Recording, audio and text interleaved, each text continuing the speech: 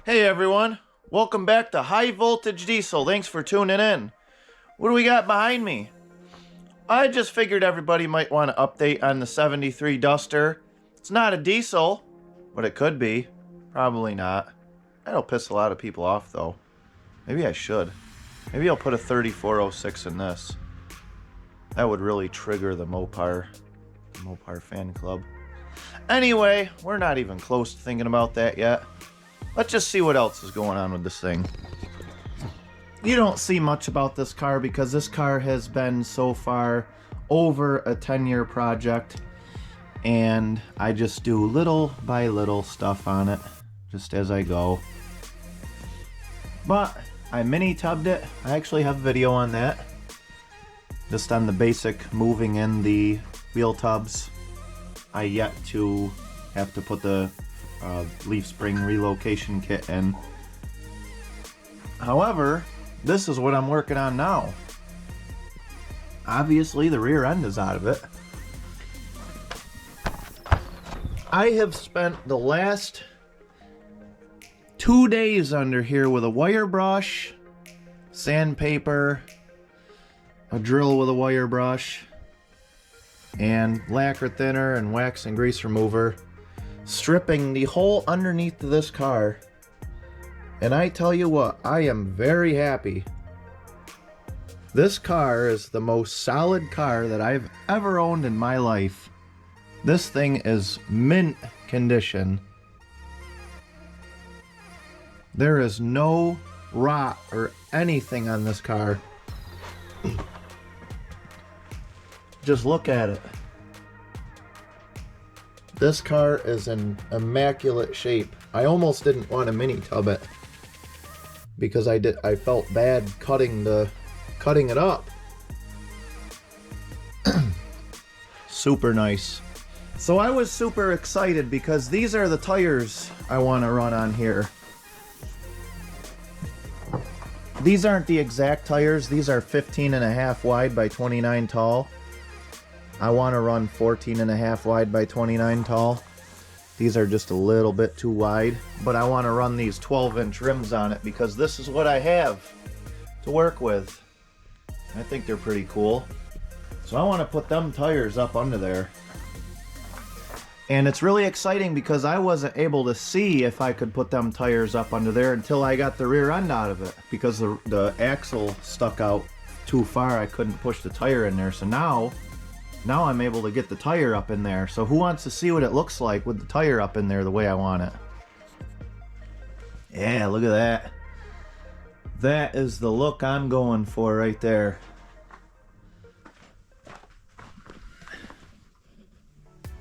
Big fat tire up in there. I want it tucked up in. I don't like it when someone puts fat tires on the car and they stick out. I mean, that was kind of a 70s trend, I get it, but personally I don't like it. If you're gonna put fat tires on a car, they gotta be tucked in the wheel well. If you gotta tub it, you gotta tub it.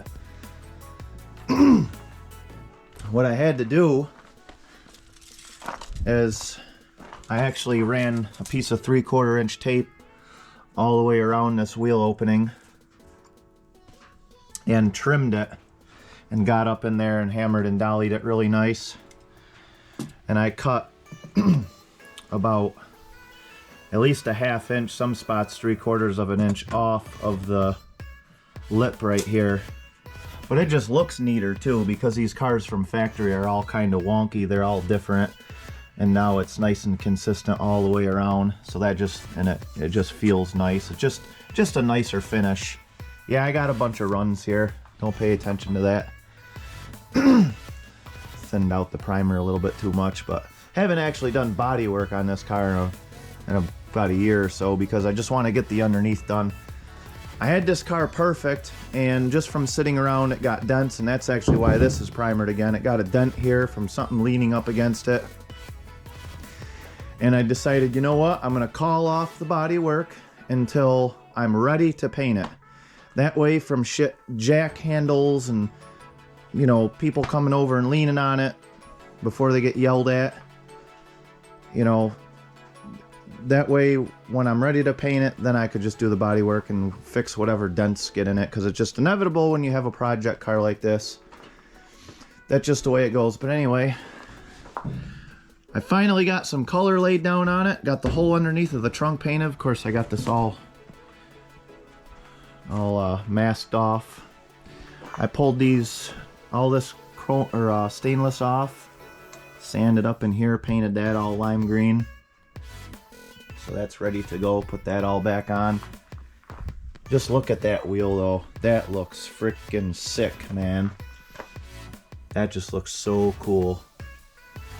That fits up in there really nice. Yeah, I get a lot of guys too saying, well, just put a regular axle in there and backspace it, you know, so the hub is out here so it fits. All right, so you know what?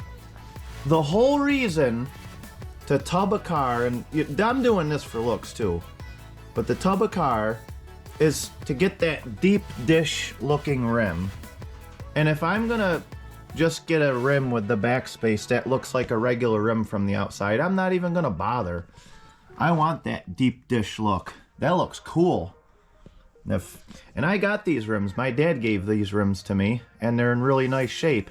They just need a little bit of cleaning up. They're actually brand new. They never even been used. Brand new like 15 years ago, but the other one's still new in the box. It's the only tire I have. But that's the whole reason of doing this, is for that deep dish look. I just think that looks so cool.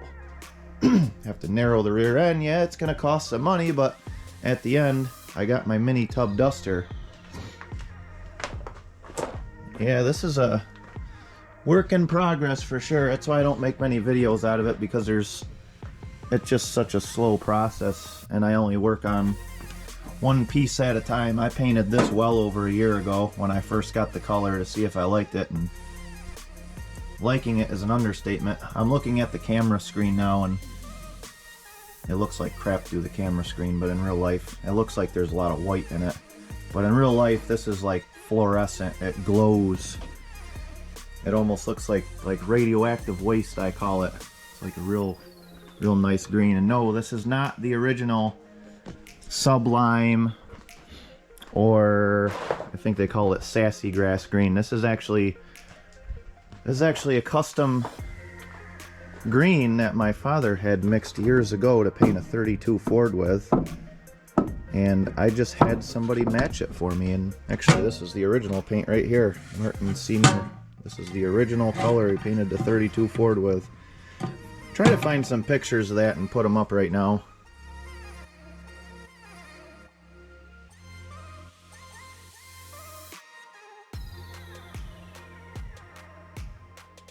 And of course, I got around the back window done, so it's pretty much all done. The package shelf here. Alright, so the task at hand today, I'm in the middle of, is it's time to paint the underneath of the car. I'm torn between two choices: gloss gray or gloss black. And yes, I'm using Rust-Oleum on a frickin' show car, on a Duster. You know what? I've used Rust-Oleum on undercarriages and stuff for years, and I've never had a problem with it. Why pay $70, $80 a quart for Imron or something else when Rust-Oleum works just as good? You know what? You take this Rust-Oleum, you reduce it like 50-50 with either enamel reducer, urethane reducer, even lacquer thinner, and you spray it on, and it looks great, and it holds up good too. This is all Rust-Oleum in here, this black. I can't dig my nail in it for nothing. Why not use it? I love that stuff. For 16 bucks a pint, or a quart rather, how can you not like it? A lot of people brush this on, but like I said, I cut it with reducer. Spray it through the gun, comes out great. Alright, there we have it. We got half of it painted black. We got half of it painted gray. Then I can decide what one I like better. I like them both. honestly. I'm not really sure. I'm not gonna finish painting it for a few weeks. I got other stuff to do. So this is the way it's gonna sit for a little while. This is just the first coat. Figured whichever one I choose, I can easily just go over it. I'm gonna let this dry up good, and I'll decide from there. What do you guys think though? Black or gray? Car's gonna be lime green, obviously. I think they'll both go good with lime green. And you can't go wrong with black. Gray is just brightens it up under here and really shows off how clean the car is. I'm not sure. I showed this in a couple of my last videos, but I got the dashboard all painted for it, which not gonna need that for a long time yet, but at least I could just put that in the attic, or probably just keep it in here. But I've been spending like hours on this car. I've been going through here and scraping all of this chip guard off, except for the top part and up here, because you're not gonna see it, because I want this to be a show quality car, and all this in here is gonna get sandblasted and all painted the same color as the body, and it's gonna be really nice when you look inside the fender well. So we're gonna hopefully get into here a little bit, but the biggest thing that I want to get done is at least get this engine compartment and around the front windshield gasket sandblasted for today, and see where that goes, because I finally got all the holes that I'm gonna eliminate all welded up and everything, all the, because the battery box here, that the battery's gonna be in the trunk, and all these other holes that just like stupid crap bolted onto. So I'm finally ready to get this underway. And the last thing I want is my trim to end up getting messed up.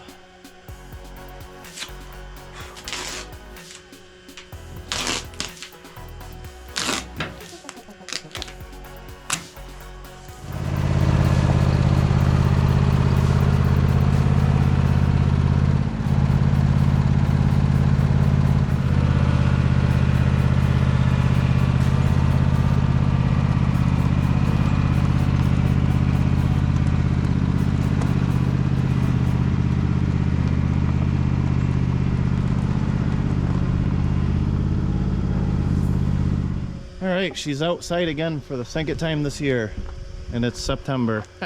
This will probably be the last time this year.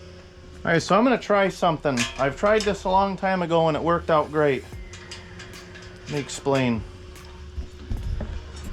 My air compressor does not like sandblasters, because sandblasters take a lot of air. However, there's another air compressor up at the house that's 80 gallon. This is a 60, that's an 80, that's got a little more CFM. So I made this little gadget here to where I'm going to hook both air compressors up into one sandblaster, because I did that before with my air compressor, the 60 gallon, and then another smaller one, and it actually worked really good. I didn't have a nifty doodad like this. I just kind of just cobbled that with some other stuff, but I figured if I make a valve to close one air compressor off for whatever reason, this is just stuff I had laying around, so I mean, why not try it?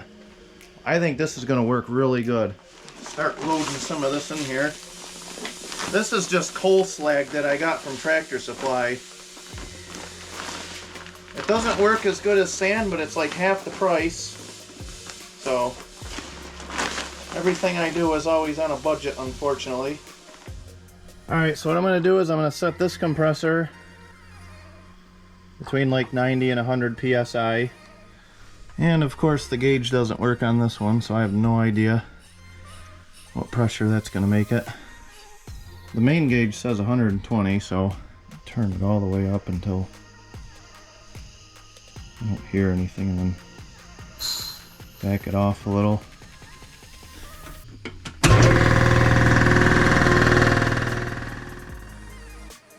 Alright, we're going to plug air compressor 1 in.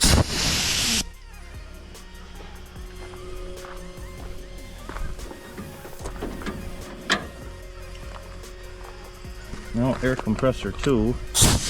I'm actually glad I put this gauge on. I'll see if we can equalize the pressure.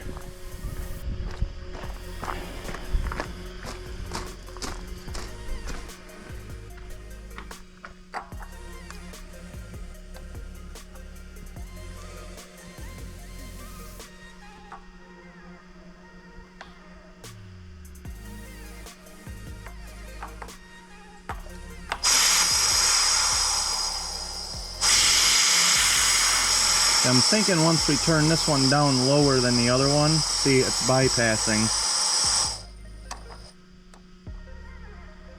So I'm thinking once we crank it up.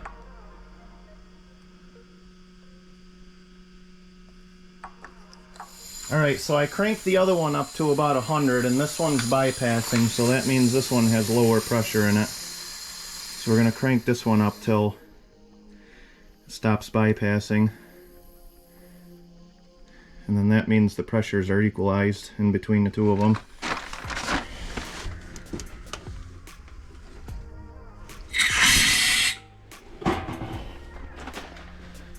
Alright. I guess that means we're good to go.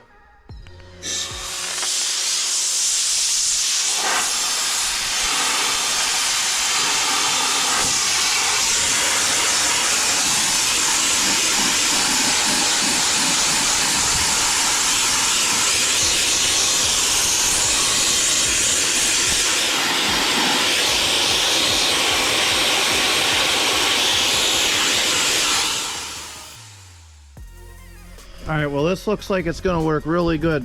Neither one of the compressors already even kicked on yet, so I think we're going to be in good shape here. Alright, so here it is the next day, and as you can see, I didn't make too much progress. Well, I mean, I kind of did, but well, what I mean by not much progress is I used 3 bags of sand doing this, 50-pound bags, if you could believe that, because I had nothing but trouble with this sandblaster and water getting in the lines and just the sand clogging it up and just moisture and, you know, just one problem right after the next. It turned out to be a lot warmer than I expected it to be the last couple days, and you know, obviously, you know, you get these compressors running and they get hot and then they start building up condensation, and you know, then everything gets wet and damp, and you know, it just turned out to be like just nothing but a hassle. So I ended up just pushing the car in here. I'm not the most humble person in the world, so I lost my patience and just I decided to push the car in for the night, just call it a day. I had to get away from it. I was getting pretty frustrated. So today I made a little change in plans in this deal here. I ended up getting 2 water separators I dug out, and I'm gonna try that. And I'm going to try my smaller blaster. You know, this smaller blaster it was like 50 bucks from Harbor Freight like 8 years ago, and every time I use this I'm actually pretty impressed in this thing. It works really good, and it uses a lot less air than the big one. So I'm gonna put the fine sand in this and give this a go and just see how this works on this.